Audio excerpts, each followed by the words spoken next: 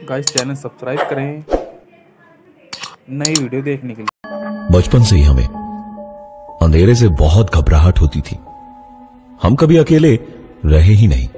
अंधेरे में अकेले जाना तो दूर की बात थी। जिंदगी में कभी नहीं भूलेंगे जो आज हुआ हमारे साथ। हमारी पहली रात थी हॉस्टल में। सीनियर लोगों ने हम सब फर्स्ट ईयर वालों को घेर रखा था। कॉलेज में रैगिंग से आप बच भी जाएं, लेकिन हॉस्टल के अंदर तो उन्हीं के साथ रहना है। झक मार के रैगिंग झेलनी पड़ती है। सबको हल्के में जब सीनियर्स ने छोड़ दिया तो हमें लगा कि हम भी बच जाएंगे, लेकिन हमारी तो किस्मत ही मनहूस है। एक सबसे कठोर सीनियर की बारी आई हमारी रैगिंग के समय, और जिसका डर था उसने वही हमें करने को दिया। कूलर से पानी लाना था हमें।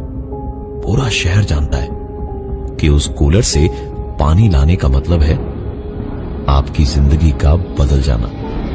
रात के अंधेरे में कॉलेज नहीं, किसी भूत बंगले जैसा दिखता है, और कॉलेज का ग्राउंड किसी कब्रिस्तान के जैसा।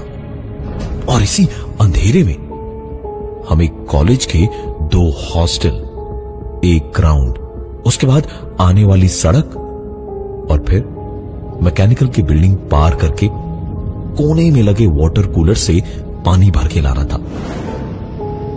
चाहे कितना डर लगता हो अंधेरे से, लेकिन जिद के पक्के हम बचपन से हैं। ठान ली तो मतलब ठान ली। हाथ में बोतल लिए हम हॉस्टल से जैसे जैसे दूर जाने लगे, रोशनी और लड़कों की आती आवाजें धीरे धीरे कम होने लगी, और हमारी धड़कन की आवाज और रफ्तार तेज। हम तो मन ही मन सोच रहे थे कि कौन सी मनहूस घड़ी में घर छोड़ के इन राक्षसों के बीच आ गए थे कि हॉस्टल की आवाजें और रोशनी बिल्कुल खत्म हो गई, और बहुत धुंधली रोशनी में बिल्कुल शांति सी छाई हुई थी चारों तरफ। मौसम बरसात का था, तो झिंगुरों और मेंढकों की आवाजें धीमे धीमे अचानक ही तेज होती जा रही थी। हमने दोनों हॉस्टल पार कर लिए तो थोड़ी सी हमें हिम्मत आ गई अंदर। अब कदम तेज बढ़ने लगे थे। ग्राउंड में कहीं कहीं भरे पानी में छप से पैर पड़ता तो ऐसा लगता कहीं कोई अंदर ना खींच ले हमें, लेकिन ऊपर वाली की दया थी कि आराम से हमने ग्राउंड भी पार कर लिया, और अब हम सड़क पर आ गए थे। इक्का दुक्का गाड़ियां निकली तो इंसान और गाड़ियां देखकर हमारी जान में जान आई, और हम आखिरी उस बिल्डिंग को भी पार करके कूलर पर खड़े होकर पानी भर रहे थे। और यही सोच सोच के दिल ही दिल कांप रहे थे कि जितना झेल के हम यहां आए उतना ही झेल के वापस भी जाना है। हम ये सोचते हुए भर चुकी बोतल हटा के उसका ढक्कन लगाने ही वाले थे जब हमारी तो जान हालत में अटक गई। हम वहां से तुरंत वापस दौड़े, और जरा सा ही आगे होंगे कि हमें याद आया कि हड़बड़ी में हमने तो बोतल ही नहीं ली। वापस दौड़ के बोतल उठाकर भागने के हुए तो नीचे जो देखा उस पे विश्वास हमको भी नहीं हो रहा है। हमने आओ देखा ना ताओ भागे वापस हॉस्टल। मेंढक, झिंगुर, गाड़ी, आदमी, जानवर, सारी आवाजें अपनी जगह होती रही, लेकिन हम नहीं रुके, और वापस आकर सीनियर को पानी की बोतल देकर मैंने पूरी बात बताई। तो जिसने हमको पानी लाने भेजा था उसने हमसे पूछा, कौन गांव के हो, नाम क्या है तुम्हारा, और पिताजी का नाम क्या है? हमने बताया कि फैजाबाद के हैं, और हमारा नाम प्रदीप है, और पिताजी हमारे रेलवे में है, टीसी नंदलाल श्रीवास्तव। हमसे इतना सब कुछ सुनने के तुरंत बाद ही इतनी देर से हमारे पीछे पड़े हुए उस सीनियर ने खुश होते हुए हमसे हंसते हंसते कहा, अरे बड़ा गुनाह हो गया यार हमसे, हम भी बंगले से ही हैं। नंदलाल चाचा के लौंडे को पहले का ही नहीं बताए। चलो बोरिया बिस्तरा उठाओ, हमारे कमरे में चलो। मन तो किया कि कंटाप रसीद दे, लेकिन फिर सोचा सीनियर के साथ रहेंगे तो बचे रहेंगे। चले गए हम भी साथ में। रूम में हम लोग पहुंच के दरवाजा बंद ही किए थे कि वो दरवाजा खोलने को उठा तो पता नहीं हमें क्या हो गया, हम खुद ही बोले। दरवाजा खोला तो अपनी मौत के जिम्मेदार आप खुद होंगे। सीनियर माना नहीं। उसका नाम भानु प्रताप सिंह था और बात जब उसकी इज्जत की हो तो पीछे तो वो मरने से भी नहीं हट सकता था। उठकर गया और लोहे का सरिया हाथ में लेकर एक झटके से दरवाजा खोला और पहले तो हंसा और फिर पलटकर प्रदीप पर चिल्लाया, अरे डरपोक, तुम इससे डर रहे थे हैं? हम जानते हैं ये बल्लू ही होगा, तुमको डराने के लिए ऐसे खटखटा के भागा है। कुछ नहीं है यहाँ पे, हम जा रहे सोने, तुम रखवाली करो कमरे की, समझे? और सुनो बालक, भानु प्रताप सिंह का कोई कुछ बिगाड़ने आएगा ना तो खटखटा के तो नहीं आएगा। इतना कह के उसने दरवाजा बंद कर दिया और सोने चला गया। प्रदीप करता भी तो क्या, नींद तो उसकी वाटर कूलर के पास जो उसने देखा था उसी से उड़ गई थी। और अब ये वो बैठे बैठे सोच ही रहा था जब फिर से इस बार प्रदीप खुद उठा दरवाजा खोलने को और पीछे देखा तो भानु भी उठ गया था। प्रदीप ने उससे कहा, सर परेशान ना होइए, इतने भी डरपोक नहीं है हम, बैठिए हम देखते हैं। इतना कह के प्रदीप ने दरवाजा खोला। बाहर कोई नहीं था। जो भी दरवाजा खटखटा रहा था वो आसपास ही होना चाहिए था, क्योंकि प्रदीप ने किसी के भाग के जाने की आवाज भी नहीं सुनी थी। प्रदीप ये देखने के लिए कमरे से बाहर निकल गया और गैलरी के एक कोने से दूसरे कोने तक का चक्कर मारने लगा। इधर कमरे के अंदर भानु गुस्से में दांत किटकिटाए जा रहा था कि जो भी उसे परेशान कर रहा था सुबह तक उसकी खैर नहीं। भानु तो सुबह के इंतजार में बैठा था और प्रदीप कमरे के बाहर खटखटाने परेशान करने वाले को ढूंढ रहा था। तभी एक आवाज ने भानु के ठीक पीछे प्रदीप के बिस्तर की ओर से कहा, खटखटाना तो खाली बहाना है सर, हम तो जब चाहें जहां चाहें आ सकते हैं, आपको डराना है बस। भानु इस आवाज को अच्छी तरह पहचानता था। यह मुमकिन ही नहीं था। वो कांपता हुआ धीमे धीमे पीछे पलटा और देखा प्रदीप के बिस्तर पर एक दूसरा प्रदीप बैठा हुआ था। भानु चाहे कितना भी बहादुरी का दम भर लेता, लेकिन इस वक्त भानु का चेहरा खौफ और डर से पीला पड़ गया था। वो किसी छोटे से बच्चे की तरह डर से चीखा और जाकर कमरे के एक कोने में घुटनों में मुंह छुपाए बच्चे की तरह बैठ गया। बाहर से प्रदीप भागता हुआ आया और उसने कहा, क्या हुआ सर? आप चीखे क्यों? कोई नहीं है सर खटखटाने वाला। अब सुबह जब आप सबकी क्लास लगाएंगे ना तभी पता चलेगा। लेकिन इन सब बातों का कोई असर भानु पर नहीं हो रहा था। वो कांपता हुआ गुस्से में प्रदीप से बोला, चुप हो जा, यहां से भाग, हम ही कमरे में अब 1 मिनट डर देंगे, जा रहे यहां से। भानु ने बस इतना कहा और प्रदीप का हाथ पकड़ के उसको बाहर लेकर हॉस्टल की ओर भागने लगा कि तभी दोनों के कमरे से बाहर पैर रखते ही दरवाजा उनके सामने बंद होता गया और बंद होते दरवाजे से भानु ने देखा कि प्रदीप वाले पलंग पर एक दूसरा प्रदीप बैठा मुस्कुराता हुआ उन दोनों को तब तक देखता रहा जब तक दरवाजा बंद नहीं हो गया। दरवाजा जैसे ही पूरा बंद हुआ, भानु जैसे नींद से जागा और प्रदीप का हाथ पकड़ के बोला, यहां से भाग। और भानु प्रदीप को लेकर वहां से बाहर भागा। हॉस्टल के कमरे के सामने की पतली सी गैलरी में से दोनों लड़के भाग रहे थे और पूरी गैलरी में उनके कदमों की आवाज गूंज रही थी। भानु और प्रदीप दौड़ते हुए अंधेरे गलियारे से सीढ़ियों की ओर जा ही रहे थे जब सीढ़ियों के ठीक पहले, जहां से उन्हें सीढ़ियां दिखने लगी थी, आखिरी कमरे का दरवाजा जरा सा खुला और उस अंधेरे में प्रदीप ऐसे खींचता चला गया जैसे कोई अजगर अपना शिकार सांस के साथ खींच लेता है।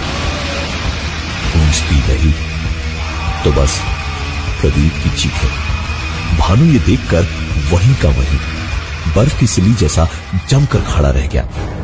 चीखें बंद होने के कुछ देर बाद तक भी भानु के कानों में प्रदीप की चीखें गूंज रही थी। भानु से सभी डरते थे और भानु इतनी बुरी तरह घबराया हुआ था। यह ख्याल खुद भानु को बहुत ज्यादा परेशान किए हुए था। वो कमरा जिसके अंदर प्रदीप खींचता चला गया था, वो भानु के क्लासमेट का ही था। भानु ने तुरंत दरवाजे को जोर जोर से खटखटाना शुरू किया। तकरीबन 1 मिनट तक दरवाजा खटखटाने के बाद कहीं जाकर दरवाजा आधी नींद में उसके क्लासमेट अमित ने खोला और पूछा, अरे भानु भाई क्या हुआ? भानु अमित को धक्का मारता हुआ सीधा कमरे में घुस गया और इधर उधर देखने लगा। इस बीच अमित उससे बोलता रहा, अरे भाई बताओ तो सही क्या हुआ है, क्या ढूंढ रहे हो, अरे आखिर हुआ क्या है? इतनी अफरा तफरी में अमित का रूममेट राजेश भी जाग गया और दोनों ही हैरान थे क्योंकि भानु पूरे कमरे को उथल पुथल किए पड़ा था। पागलों की तरह कुछ ढूंढे जा रहा था लेकिन उसे मिल नहीं रहा था। कुछ देर तक देखकर अमित और राजेश ने आखिरकार भानु को पकड़कर रोका और कहा, भाई लगता है तूने ज्यादा पी लिया है, चल तेरे कमरे में तुझे छोड़कर आते हैं, तुझे वहीं चैन मिलेगा। भानु तो अब तक जैसे बेहोश था। हैरानी से अब उठा और उसने कहा, वो कहां गया? अभी तो मेरे साथ था, अंदर खींचा मेरे सामने उसको। अरे उसे बचाना पड़ेगा नहीं तो मर जाएगा। ढूंढो भाई, ढूंढो उसे, ढूंढो ना, ढूंढो। अमित और राजेश दोनों ने किसी तरह उसे समझा बुझाकर चुप कराया और खींचते हुए उसे कमरे तक ले गए। भानु भी दरअसल इतनी भाग दौड़ उथल पुथल के बाद बहुत बुरी तरह से थक चुका था। बेहोशी सी छा रही थी उस पर। कमरे में ले जाकर अमित और राजेश ने भानु को सुला दिया और बाहर निकलने को हुए तो एक आवाज हुई। आवाज सुनकर दोनों पीछे मुड़े और देखा भानु अपने पलंग पे लेटा सो रहा था और दरवाजा अपने आप बंद हो रहा था। दरवाजा बंद हुआ और अंदर से कुंडी लगने की आवाज आई। अमित और राजेश का चेहरा डर के मारे पीला पड़ गया और दोनों वहां से वापस अपने कमरे की ओर भागे। कुछ देर के बाद भानु की आंख खुली तो उसने खुद को वापस अपने कमरे में ही पाया। जब खुद को अकेला पाया तो डर से उसका गला रूंध गया। उठकर उसने अपने दोस्त को फोन मिलाया। फोन बस बजते जा रहा था लेकिन कोई उठा नहीं रहा था। भानु अपनी किस्मत को कोसता हुआ फोन बस काटने ही वाला था जब दूसरी तरफ से प्रदीप की आवाज आई। अरे भानु भैया क्या हुआ, परेशान काहे हो रहे हैं? हम है ना, अरे आपके फैजाबाद के पड़ोसी प्रदीप।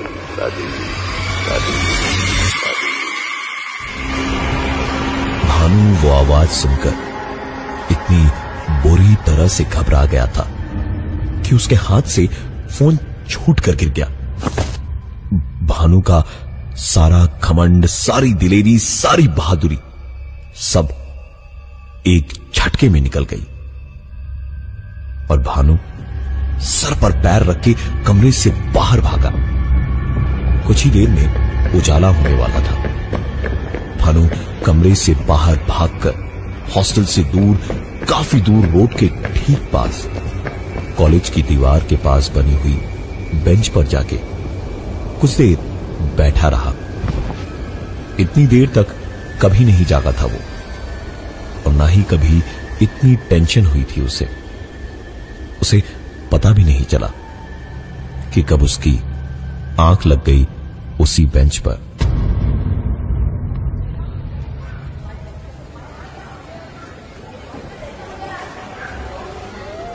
नींद तब खुली जब भानु ने बहुत सारे लोगों की और एम्बुलेंस के सायरन की आवाजें सुनी। भानु उठा और देखा कि कुछ दूर उसी वाटर टैंक के पास भीड़ लगी हुई थी।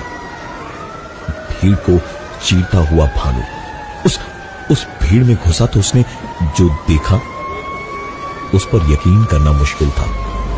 सामने पानी की एक आधी भरी बोतल मुट्ठी में जकड़े हुए प्रदीप की लाश पड़ी थी। आंखें और मुंह उसके ऐसे खोले थे जैसे कुछ देखकर डर से उसकी जान निकल गई। भानु शायद 10 सेकंड ही वहां खड़ा था, लेकिन उसे लगा जैसे पता नहीं कब से वो वहीं पर खड़ा था। एक चक्कर सा आया तो भानु वहां से वापस अपने हॉस्टल की ओर भागा और भागते भागते हॉस्टल के पास पहुंचा तो उसे अपना एक दोस्त मिला। भानु ने एक सांस में ही उसे पूरी बात बताई तो उसका वो दोस्त जोर से हंसते हुए बोल पड़ा, अरे भाई, मैंने तो तुझे हमेशा गुस्से में या लड़ते झगड़ते हुए ही देखा है, मजाक भी कर लेता है, ये नहीं पता था मुझे। भानु की आंखों में आंसू छलक आए थे। वो सीधा अपने कमरे की ओर भागा और कमरे तक पहुंचते पहुंचते भानु की सांसें बहुत तेज हो चुकी थी। नब्ज किसी सुपर फास्ट ट्रेन की तरह भाग रही थी। धीरे धीरे भानु पर बेहोशी सी छाई जा रही थी। उसे सांस लेने में काफी दिक्कत हो रही थी। बंद होती हुई आंखों से उसने अपने कमरे के दरवाजे पर देखा। प्रदीप हाथ में पानी की बोतल लिए खड़ा था और उसकी तरफ हाथ बढ़ाए हुए था कि जैसे भानु को पानी पीने को कह रहा हो। 3 दिन के बाद पोस्टमार्टम की रिपोर्ट्स आई तो पता चला कि प्रदीप की मौत रात को तकरीबन 11:30 बजे हुई थी और भानु की अगली सुबह करीबन 7 बजे। इसका मतलब जो पानी भर के वापस आने पर प्रदीप ने भानु को बताया था वो सच था कि उसने वहां अपनी खुद की लाश देखी थी। तो फिर रात भर भानु के साथ कौन था? आज भी उस इंजीनियरिंग कॉलेज में रैगिंग के नाम पे छोटी मोटी शरारतें तो होती हैं, लेकिन रात में तो क्या, दिन में भी उस वाटर कूलर के पास कोई नहीं जाता।